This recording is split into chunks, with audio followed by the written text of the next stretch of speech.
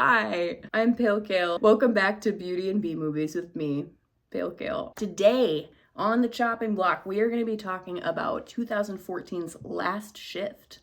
You ever heard of it? Well, if you have not, you are in for quite a ride. I do want to put a disclaimer in this video because this one's going to be a little bit different than what I'm usually putting out there. Typically, it's all kind of fun and games. It's a little bit of hee hee ha ha. It's a little bit of, oh, this character said something funny and then, you know, they got stabbed and the blood was orange and low budget and clearly not real blood, right? It's usually a little bit of a, it's kind of a barrel of laughs over here on Beauty and Bee Movies. Today's going to be a little different. I'm still going to obviously have my incredible wit and humor infused into the episode because I'm me. The content is considerably scarier than usual. I'm laughing just like, I don't know why I'm laughing. It's gonna be a scarier episode than usual, I would say, and I'm not trying to oversell it and be like, this is gonna be so scary, you guys. I'm not doing that, but the actual film is, in my opinion, genuinely scarier than what I have reviewed in the past. So if you're just a casual viewer, if you're somebody who knows me and you're trying to support me by watching my channel, which, by the way, thanks. If you're somebody who just kind of thinks my content is funny or is here more so for the makeup portion, obviously, yes, please watch this video, enjoy, have fun with me, but maybe don't watch the actual film. Just a suggestion, or do. If you like to be scared, totally watch this movie. Or if you just like horror and you haven't seen it, absolutely give it a watch. But the only reason I'm including this disclaimer is because, again, this one is a bit scarier than usual. There's a lot more jump scares. It's more of an unsettling topic, in my opinion. It's all about a cult. Speaking personally, they freak me out. If you're anything like me and you're scared of cults, this one's gonna spook you a little bit. I love being scared. I think it's fun. It reminds me that I'm alive. Helps me feel something.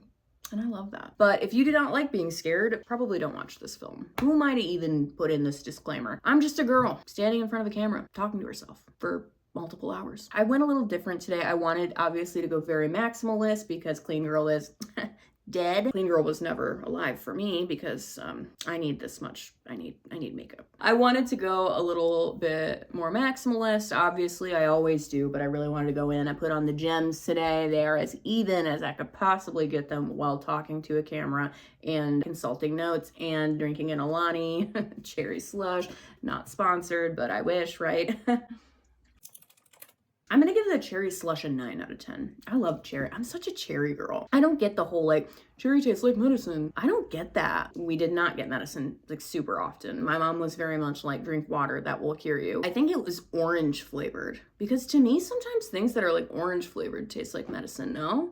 Not cherry. I love cherry. Anyway, enough of my going on and my rambling. If you would like to see me achieve this kind of grungy, dark, smoky, sultry, but also a little bit weird, a little bit insecty, red, gray, glittery, bleh, and you'd like to hear me talk a little bit more about Last Shift, keep watching. Keep watching. Oh, so that's so weird. Let's get into Last Shift, shall we? So in the opener of the film, we meet Jessica, who is a rookie cop that is working the last shift at a cop shop that is closing down. This station, it's their last night. I think that they say they're closing down due to some kind of like maintenance issues or something. It's not important. We'll learn more about it later. Since she's a rookie, she's kind of like their makeshift security guard, and I think she even asks why they don't just hire a security guard, and they say like, oh well, we already have a bunch of rookie cops in our budget, so we might as well use them for something to that effect. She basically has to watch over the station for the evening, which seems like an easy enough job, right? Well, just you wait. It is not exactly the dream scenario for Jessica over here. And we'll see that. We'll definitely see that. Wow, that base looks nice. Whoa. So I'm using Natasha Denona foundation. I know, rich. It was a splurge, but I had like a $10 off. I think I actually had a $20 off and I wanted to use it. And I decided to use it on this, and it is a beautiful foundation. I do want to acknowledge that a few videos ago, I used this foundation in a shade that was way too dark for me. I think it was Black Roses. Yeah, for someone who calls myself Pale Kale, I was looking like Tan Kale there. I do want to acknowledge that I did make a mistake I matched myself back during the summer and then for some reason waited a few months to buy it and thought I'd be the same shade. And I was not. I was not. It was too dark for me. I exchanged it for N1, which is the correct color for me. Clearly you can tell. So let me just blend that down. Oh, side note to this as well. Jessica looks a lot like, it was her name, Kate Siegel or Katie Siegel, Mike Flanagan's wife. She's in a bunch of his projects. She's beautiful, and so is Jessica. Like, is this a cop or a supermodel? Could have fooled me. So Officer Jessica Loren shows up to the station and she meets Sergeant Cohen, who seems like he's doing totally fine.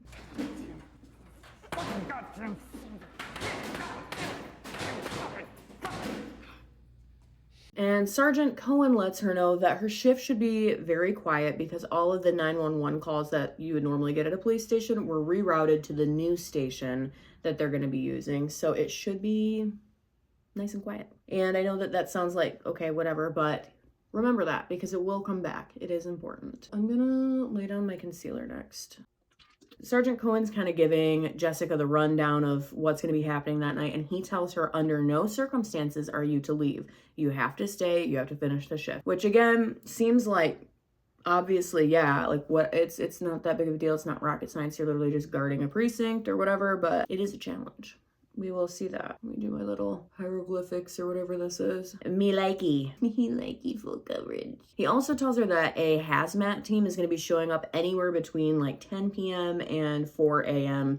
to pick up some evidence that needs to be disposed of. I guess it's like old hazardous material or something that needs to be disposed of. So hazmat's going to come in and take care of that anywhere between those hours. It reminds me of when you're like having a package delivered and they're like, oh yeah, we'll be there anytime during 8 a.m. and 4 p.m. And it's like, but that's such a long stretch of time. Am I supposed to take off work because you guys don't know how to plan? That shit drives me nuts. That is such a large time frame.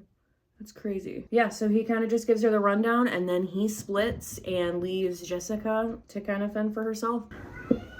I'm gonna blend out my concealer and then I will finish my train of thought.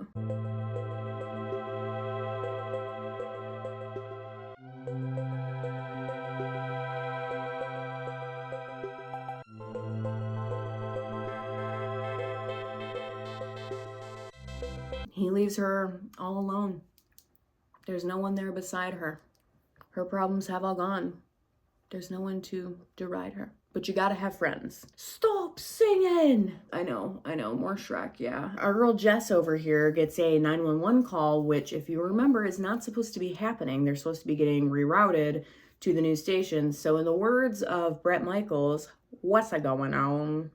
The 911 call is from a girl named Monica, and the first one I don't think she really says a ton of relevant information, but don't worry, we will hear from Monica again and we will figure out what's going on there.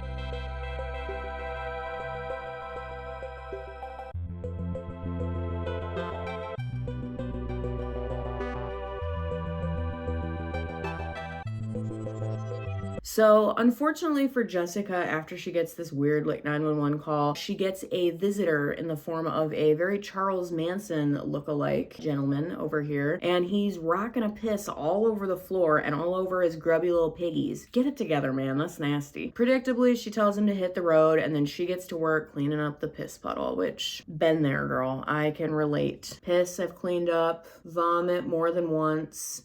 I've had to kick people out of fitting rooms for having sex in them, and they were teenagers. I work in customer service, hi.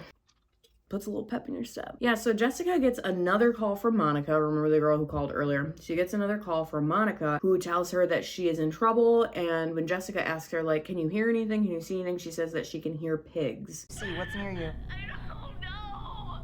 I think I hear pigs. Pigs? All right, is there anything else?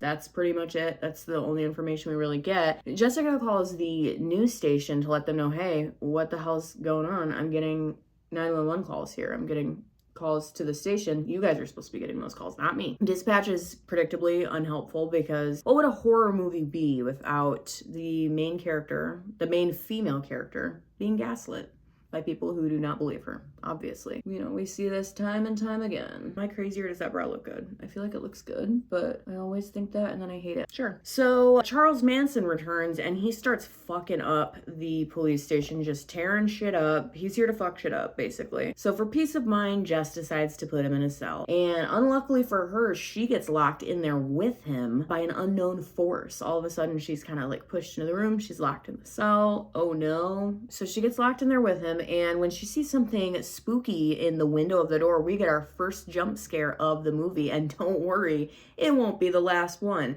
Because as I've mentioned, I'm gonna mention it in the intro.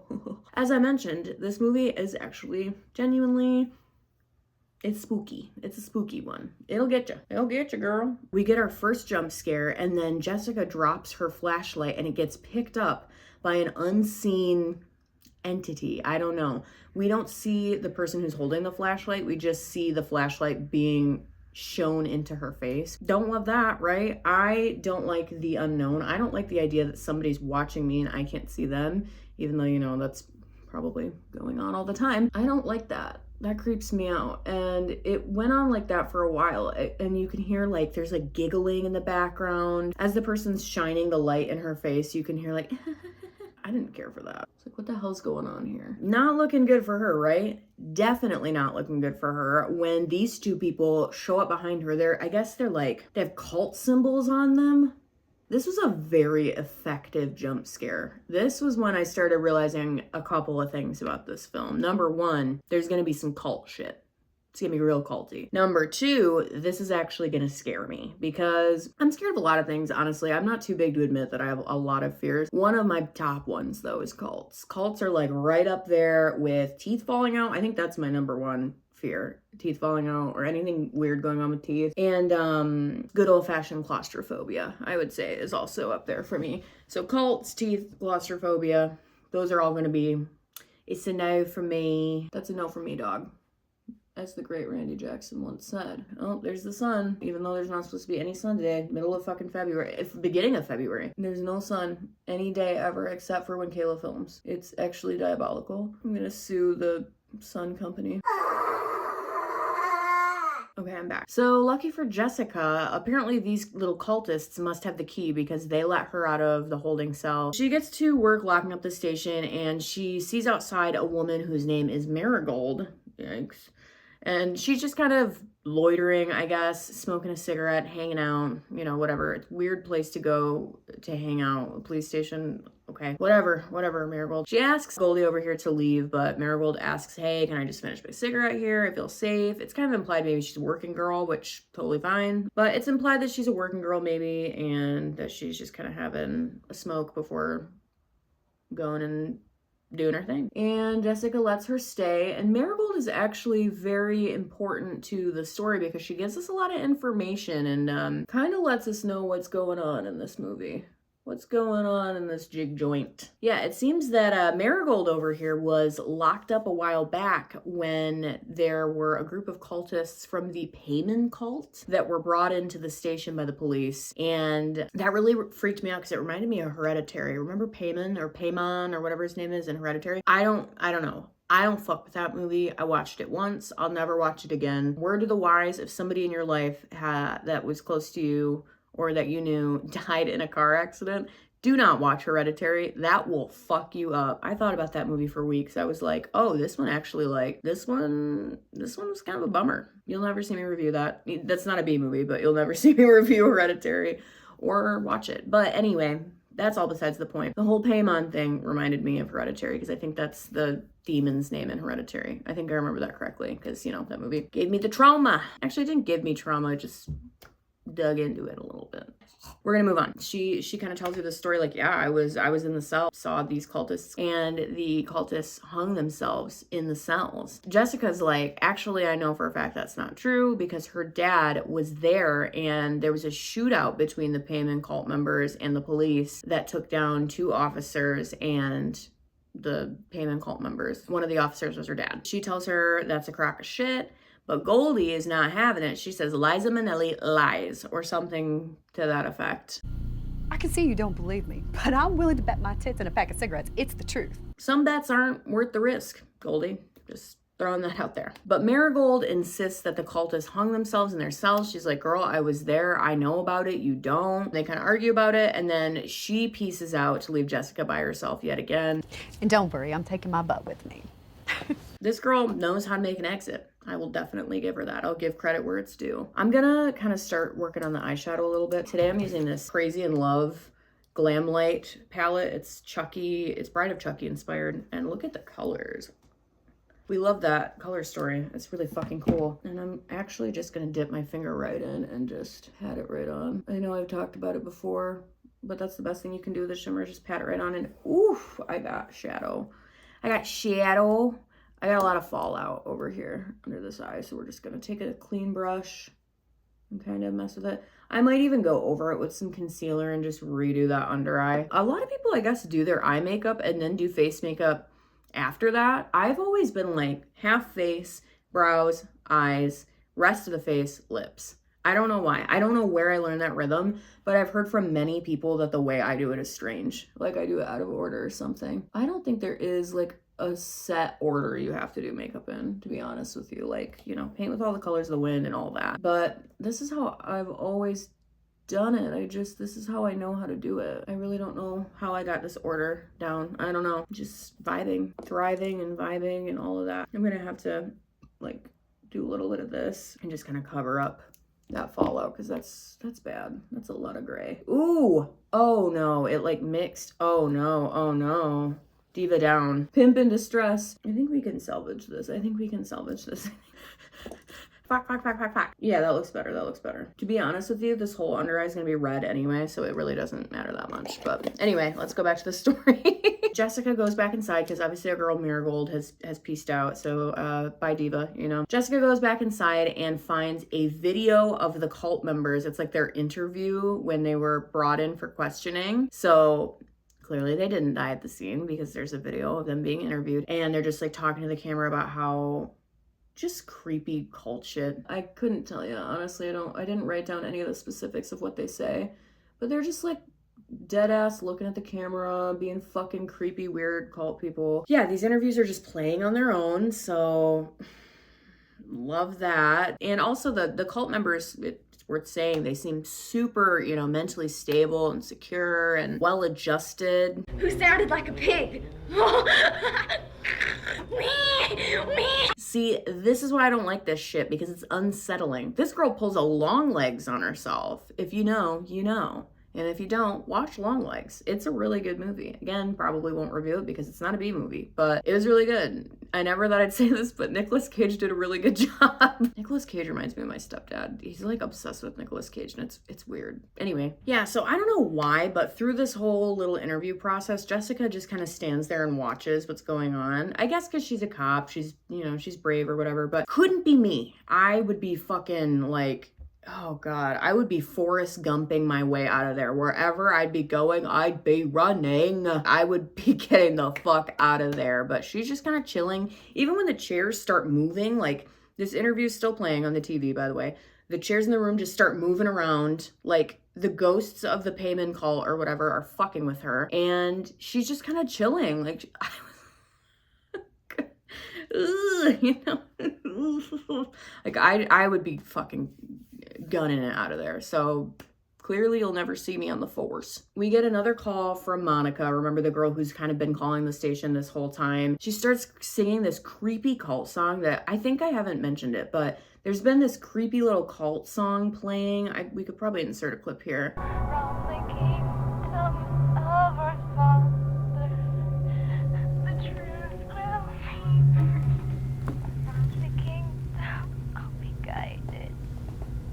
Ooh, it gives you the jeebs. Monica calls, starts singing this weird fucking song. So clearly she's, I don't know, something's going on with her. Like, also, why are the calls coming to this station? Like, they're supposed to be going to the news station, right? I also want to mention that something that makes this movie even more terrifying than your average film, to me at least, is the complete lack of score. There's no music besides the creepy cult song. There's like no music, there's no underscore. It's just like that. Silent. Dead silence. You're just waiting for the jump scare. That was part of what made it so scary for me, because I feel like, I know I've said this before, but score is everything in a horror movie. Sounds in general, music in general is everything in a horror movie. And the fact that this was silent was fucking, I don't know why. Usually the music is what makes it scary, but it was the opposite in this one. The lack of music is what it gave my heart the little you know? I really want Clover to come sit up here. You can sit with me? Oh. What a beautiful pet. Say hello, Clover. Oh, angry. Angered cat. You can kind of see her ears. She's kind of just chilling on my lap right now. She's over there like, meow, meow, meow, meow. Meow, meow, meow, meow, meow. Jessica's a lot stronger than me, apparently, because she just kind of stays through all this. She's like, I bet it's just other cops messing with me. She starts getting the idea that, like, the other police officers are messing with her because she's a rookie. They're playing a prank on her, that's a very mature, grounded, level-headed way of looking at it, right? Because that would make sense with them kind of messing with her. She's a new cop. She's a rookie cop. She's a woman on the force. Like, that would make sense.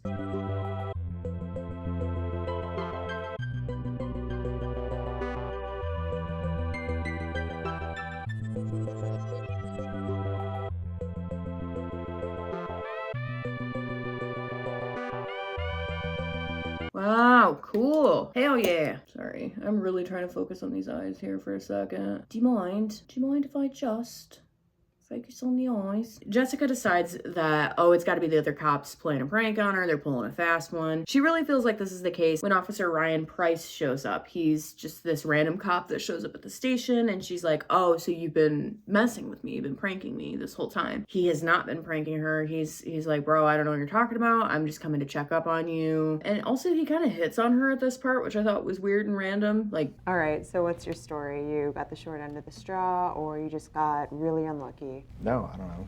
If you ask me, I'm feeling pretty lucky.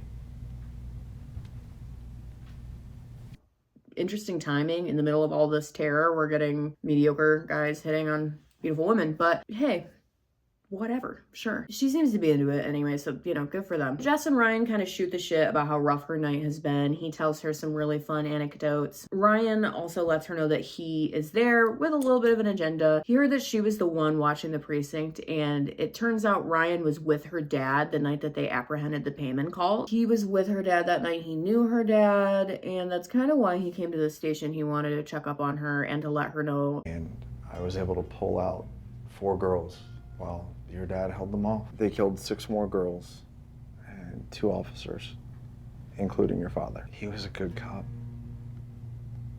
And he'd be so proud of you. Aw, thanks, Ryan. Nothing better than earning Dad's love and respect from beyond the grave. Must be nice. So the cultists were apprehended by Jessica's dad, and that is how her dad died, apprehending the Payman family. He was one of the cops that was involved in the shootout, which I mentioned earlier, and that's how he died. So everything's, you know, coming together. The pieces are clicking together. The puzzle's being put together. Blend, blend, blend, blend, blend. Blend, blend, blend. Cute. This is fun. Let me blend a little more. That's pretty, wow. So she chats with Ryan for a little bit, but unfortunately Ryan's gotta head out. I say head out and giggle like that because he's got a hole in the back of his head. I'll see you around.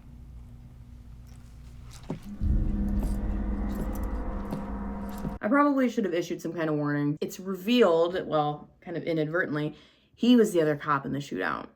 And he's dead. And he's a ghost. And again, the unsettling thing about this was there was no music to the lead up or anything. He just turns around and just boom. Back of the head hole. There's no lead up at all. And you're just left with questions. So that whole thing was her talking to a ghost. Oh, don't you hate when that happens? After Ryan leaves, Jessica starts seeing some real spooky shit. I mean, I guess she's been seeing spooky shit, but she sees more spooky shit, like a headless corpse.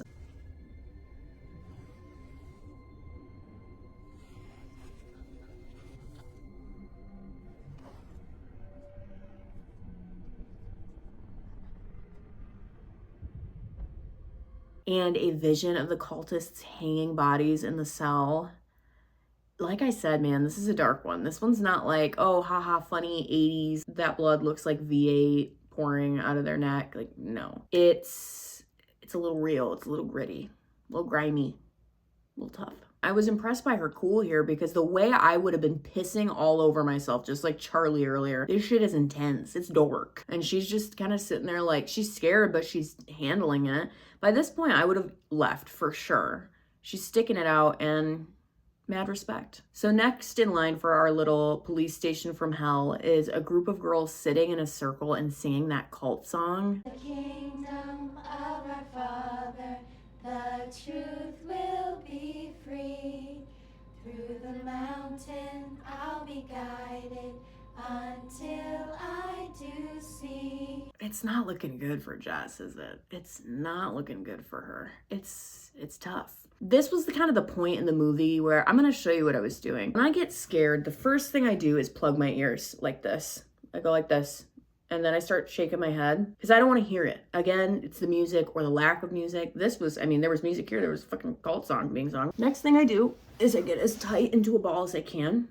I go like this. I shake my head and I start going, I don't like it. I don't like it. I don't like it. I don't like it. I don't like it. I don't like it. And I do that over and over again. Is it like a self-soothing thing? I don't know. Is it a trauma response? Could be. Is it normal? Who's to say? But that's what I do when I'm scared. I plug my ears. I repeatedly say I don't like it. I talk to the TV. Yeah, I think it was just the song. I don't know what it was. Didn't like it. I don't like this vision of little girls that all look the same, singing a song, sitting in a circle, and they all look at her. I think there's like bags over their heads at one point too. It almost did me in. I was like, this is scary. I also loved it. I love being scared. But shit hath hitteth the faneth, I think we can say. If that makes me a little bitch that I got scared by this movie, I'm at peace with that. That's fine. Because yeah, this movie scared me and I'm not too big to admit that. And I'm sure there will be people that say, oh my God, this movie scares you. It's not even scary at all. Like whatever. Ugh, go watch a Serbian film. I'm not going to do that. And also stop. Don't be a horse snob. Like different things scare different people. And that's okay. This is the Urban Decay Moondust liner. I like to use it as a topper because it alone you have to do like several coats of it. If you use it as a topper on top of shimmer, it just gives it that extra oomph. Hoping you can see it on camera and that it just gives an extra little layer of like oomph.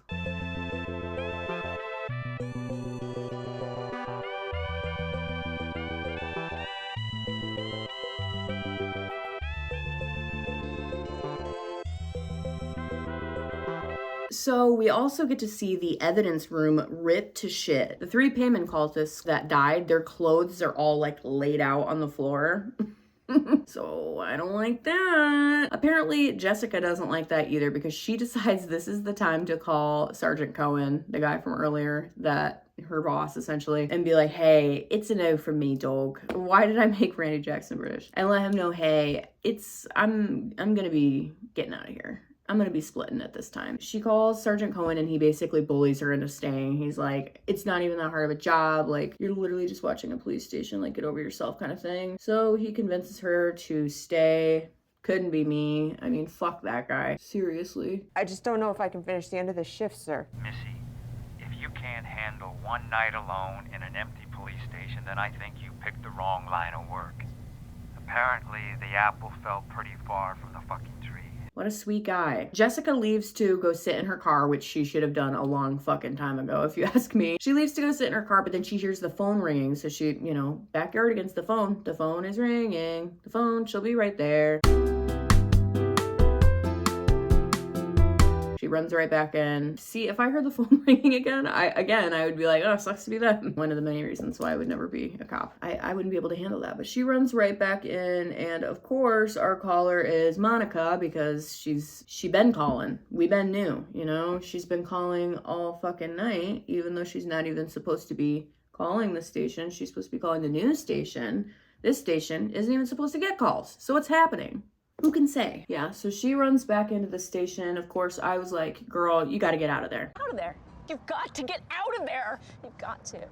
Honestly, I would have gotten out of there a long time ago. It's another call from Monica, and she lets Jessica know that she escaped capture, and now she's just like running away from her captors, but she can still hear them, and she's being followed, and then she hangs up.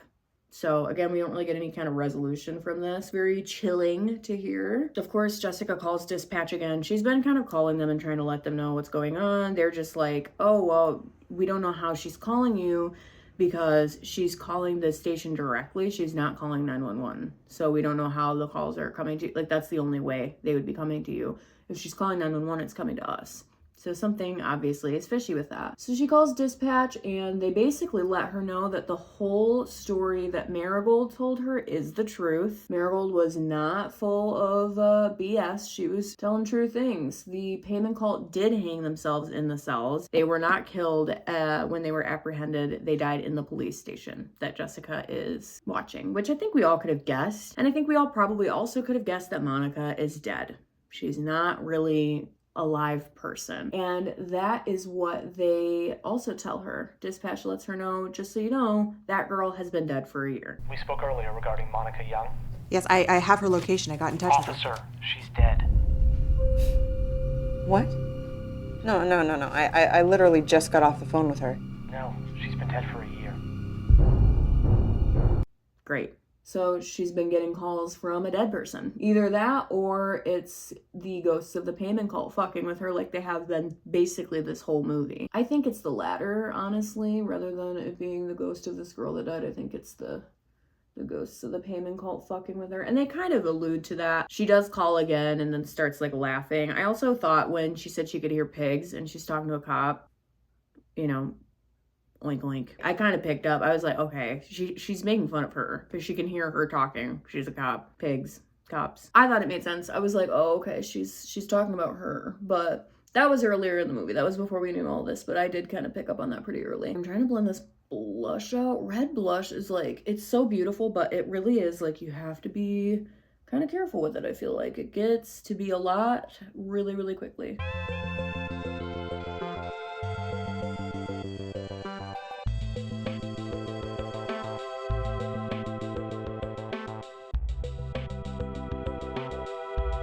So dispatch tells us what we all probably could have guessed. Damn, girl. Time to get to stepping. Dispatch also informs her, which this part kind of like got me. They tell her, so the reason the police station is really closing down, it's not because of like maintenance issues or whatever they said it was earlier, because it's clearly haunted. So they built a new police station and it's haunted by the members of the payment cult, the 3 that died, as we all probably could have guessed, right? Because we've seen them a million times with their fucking cult shit going on. It's been the whole movie. So we been new. Right? And dispatch kind of tells her that. But the thing that gets me is like, if this is a known thing and like dispatch is already aware of this, why, when she called Sergeant Cohen, why was he surprised? Why was he like, oh, it's not that big of a deal? Girl, you know that it's haunted, so why are you acting like that? Why are you gaslighting her? It was weird. I didn't get it, but I don't even know if it's that important. I get hung up on the little things sometimes in movies, and it just keeps me up at night. Unfortunately, next in line for Jess on what's probably the worst night of her life, I would imagine, she gets taken hostage by what is either a living member of the payment cult or a ghost. It's kind of unclear. I'm still a bit confused about it. Honestly, I'm still not sure. They all look like the same person to me. The girls in the circle, the girls that died, the 3 cultists that died, like they all look the same to me. Creepy, pale brunettes. So relatable. This is kind of the point where they hold her hostage in one of the holding rooms, and Jessica makes a very fair point to our little friend here. You see this gun in my hand? Maybe that gun is still in my belt. Maybe I'm talking to a wall. Maybe I've gone as batshit crazy as I think you are. We love a self-aware queen. I would think the same thing. I would be like, am I insane? Like, what is happening right now? I mean, honestly, after the night she's had, who could blame her for going insane? It's been stressful, right? Tough first day on the job, I gotta say.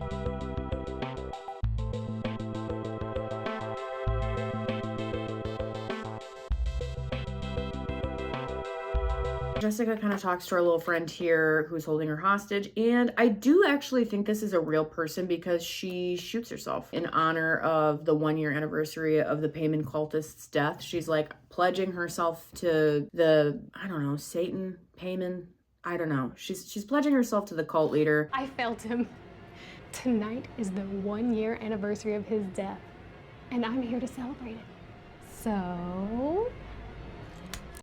happy birthday. So I guess she is a real person after all. Either that or this was all a hallucination, which totally could be. I love movies like this where it's just kind of psychological and you really have no idea. You're like, I mean, that could have been real, could have been fake, could have all been in her head. Who can say? We don't really have a reliable source. So yeah, I'm just gluing these lashes. My favorite little spikies. My spiky babies. Little baby. Crackers, come into bed with me. Come on. You ever just talk like Linda Belcher when you're alone in your home? No? Okay. Get in the zone, AutoZone.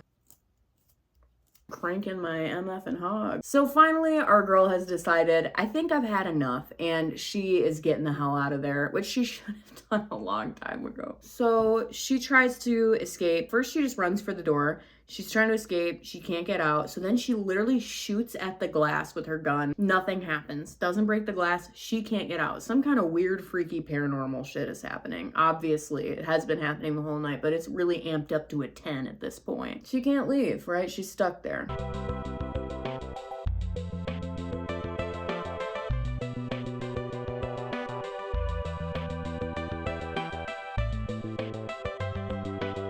That's red.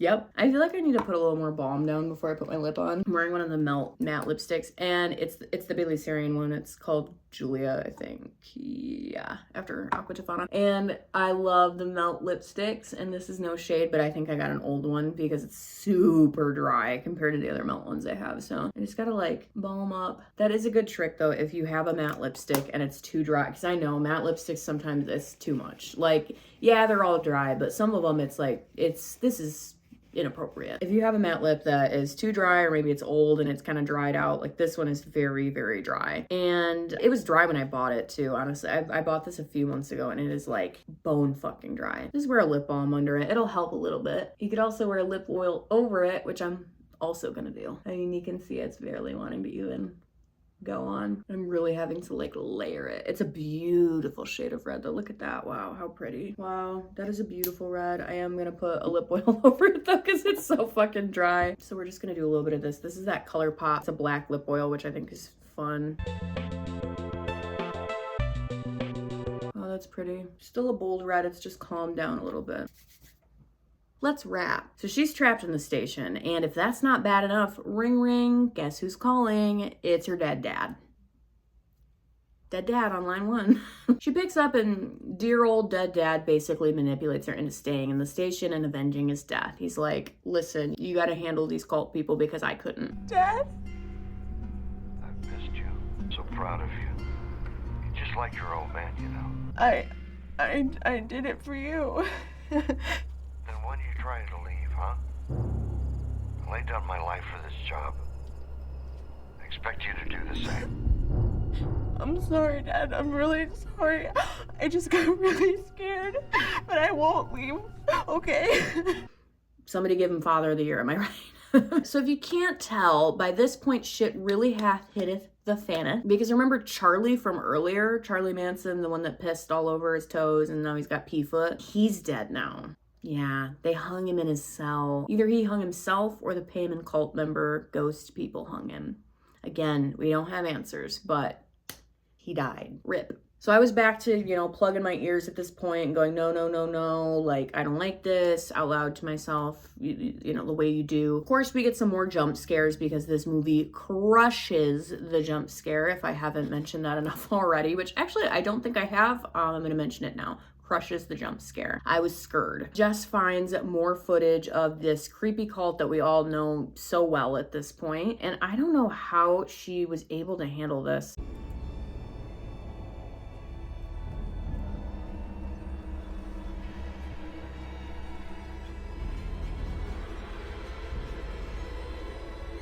I don't know why she wasn't trying to escape at the sight of this, but I guess she's a stronger woman than me, because no way in hell I'm sticking around to talk with this guy. No. I probably, honestly, I think I would have died of a heart attack if I was in this pickle. I would have died. I don't have the will to live that final girls have. That's why you'll never see me in a shirt that's like final girl. Like, yeah, I love the whole final girl thing. I think that's great. That's not me. I mean, I'm not trying to be like weird or like sad or anything, but I don't want to live through something like this. That's like, you're fucked for life. After this shit that's going on here on this day, couldn't be me. No way I'd be brave enough to look that thing in the face. But not to worry. Dear old dead dad is on the phone once again. He's calling. He's like, ring, ring. Hello, I'm dead. We get another call from him saying that the cult that killed him is on their way to the station. It's the rest of the members of the payment cult, because the whole cult didn't die. It was just 3 of the cultists that hung themselves in the station that were apprehended. The rest of the cultists escaped. There was a lot of them, apparently. They didn't die. So apparently they're on the way to the station to get Officer Jessica. She is being surrounded by them, and dead dad calls and says, hey, you gotta, nut up or shut up, essentially. So we do get a couple of shots of the cult members kind of running through the station. They're like messing with her, yelling stuff at her, shooting at her. She's shooting back at them. And Jessica's a cop, so she's a good shot, right? Obviously. I mean, good for her in this moment, I guess. She shoots back, and she ends up hitting the cult members, obviously. Again, she's a cop. So she hits them. I think we were all rooting for her in that moment. At least I was. I was like, good, these cult members, they need to go. All of a sudden, Jessica's down. What's going on? Because she's been shooting at people. They've been shooting back at her, but they haven't hit her. Well, Jessica's down, and camera pans, and we see who shot Jessica. None other than Sergeant Cohen. Remember this guy who seemed to be doing really well throughout the film? Yeah, he shoots Jessica, and at this point I was like, what the hell's going on? Why is he shooting her? Like, what's going on? Well, I hate to say it. She did not shoot the cultists. She shot the hazmat team. Don't move, hands behind your head. Help me! Somebody help me! Lady, what are you doing? It's me, I'm Joe from BioClean. I told you earlier today. Drop the weapon. No, please don't do this. Don't. Do this. No.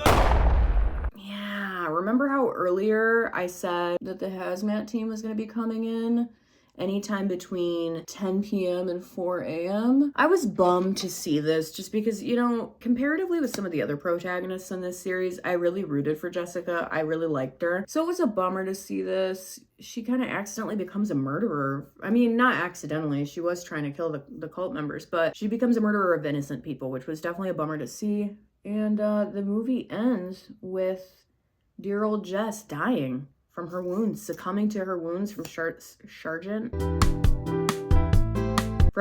Cohen, and the last thing that she sees are the faces of the 3 cult members welcoming her into the afterlife.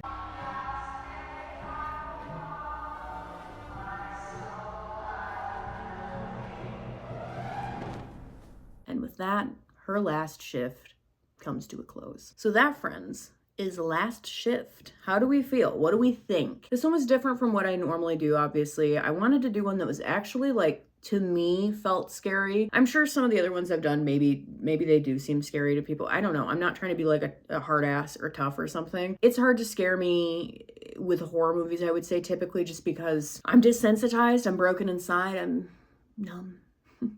But yeah, I think this one actually got me. This one actually really truly freaked me out, and I love that. I love the feeling of being scared, so I had fun. I enjoyed this one. God, I really want to do the gems, but I ran out of time. I feel like it's kind of like, what's the point now?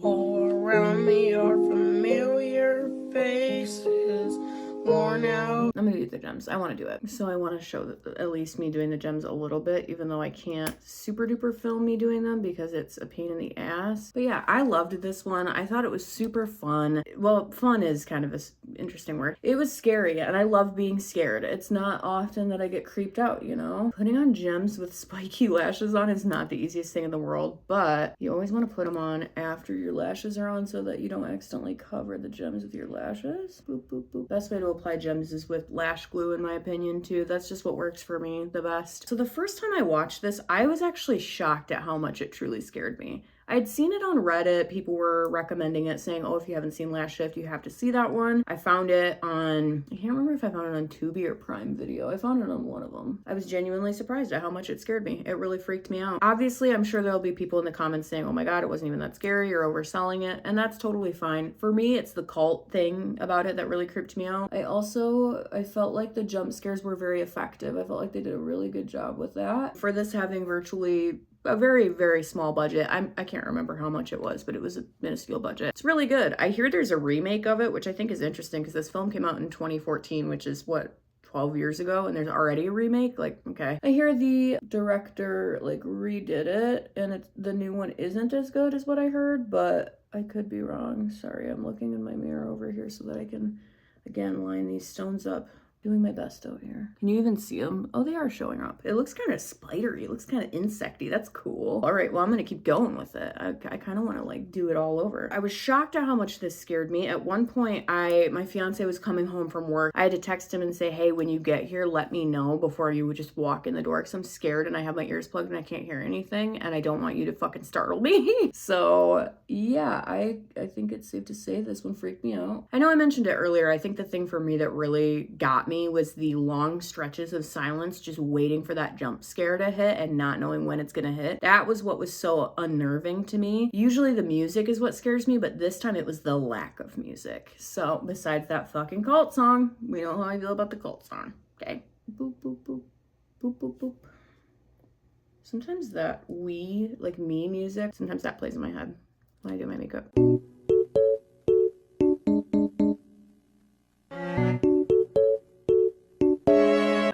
Actually, all things considered, they're pretty even, no? They could be so much worse. Wow, that looks cool. I think I'm gonna do one more on each side. My gems are on. I'm also going to do some commodity juice. This is one of my favorites.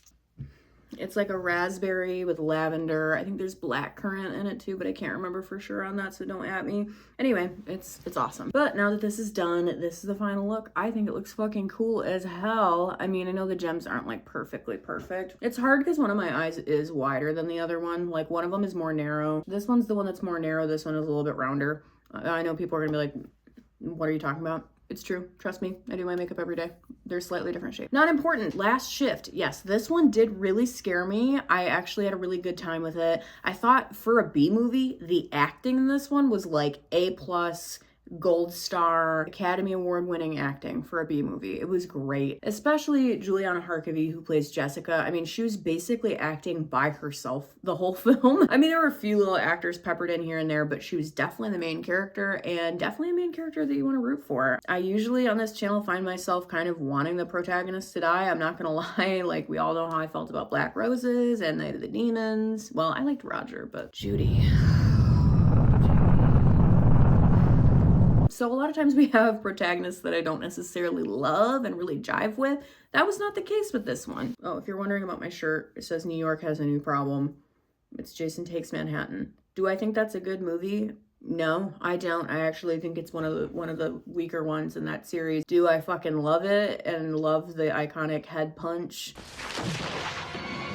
The decapitation by punch is great. Do I need to add more depth to my lips or do they look okay? I almost feel like they need a little more depth. Red lips, sometimes they just look like butthole mouth because you don't use multiple lip liners. You kind of have to use like multiple lip liners for that. That looks literally 10 times better. Anyway, I loved, again, I know I say this in almost every film, but I love the use of color in this one. There was a lot of yellow, which I don't find in horror movies that often, and yellow is personally my favorite color actually. So I loved it. It was very caution, danger, incoming, like it was, you know, it made your stomach kind of queasy. There was a lot of use of yellow in this film, which I thought was interesting for a horror movie. Use of color, as always, super fun to look out for, something that I notice pretty quickly, whether it's intentional or not, though I'm sure it is. Again, I really love the main character. I loved Jessica. I was actually really bummed that she died, and she kind of died almost like a villain, in a villainous way, killing people that were innocent, even though obviously we saw the whole thing wasn't her fault. I was bummed. Maximum bummer. If there were things that I could change, I would say maybe just more characters for her to play off of. I think there were some times where, not that it was slow, the pacing actually felt really good, which again is also rare with B movies, but I feel like having a few more characters for her to play off, that might have helped a little more. Maybe a little more backstory with the cult too, like what was going on there, and kind of a little bit more about the cult. I mean, there's not a lot of notes that I have for this one because I thought they did a genuinely good job, so I don't have a ton of critiques. One thing I will say, I think they underutilized Marigold maybe a little bit. Could have had her in there because she was the only sense of humor that was in this whole movie. And me personally, I like a little bit of dark humor peppered into my horror films. I'm just kind of a dark humor kind of gal. All in all, I would say Last Shift is gonna get 4 pumpkins from me on my little pumpkin scale. I thought this one was really solid. It's definitely a must-see for anyone who's a horror movie fan. So if you are a horror movie fan, go watch it. I think you can find it for free either on Tubi or you'd need a subscription, but Prime Video I think might have it. You might even be able to find it on Fossum. I found Halloween on there recently and I was like, what the fuck? What are you doing here? So if you're a horror movie fan, go watch this one. If you're not a horror movie fan, what are you doing here?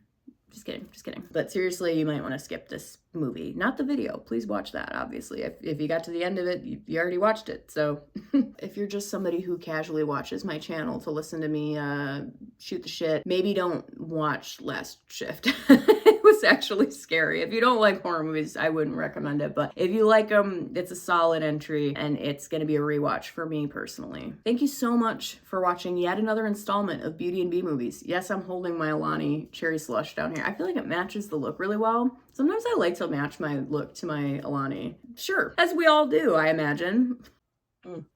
That is rich. Thank you so much for watching Beauty and B Movies with me, Pale Kale. What do you think about the look today? Do we like the gems? I think they're really fun. I would love to hear what you guys would like to see me do next. Do you want me to keep rolling with these actually like scary films, or do you want me to go back to the kind of cheesy 80s B movies that we all know and love? You want to see something different? I'm open to suggestions as long as they are B movies and as long as there's no animal death. I'm sorry, I can't do the animal death thing.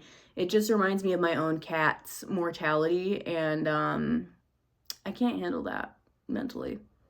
That shit makes me sad. Thank you guys again for watching. Give my channel a little subscribe, give this video a little like, and maybe even share it. Comment. Give me some feedback. Until next time, I'm Pale Kale. This has been Beauty and B Movies. I will see you later. Thanks. Bye.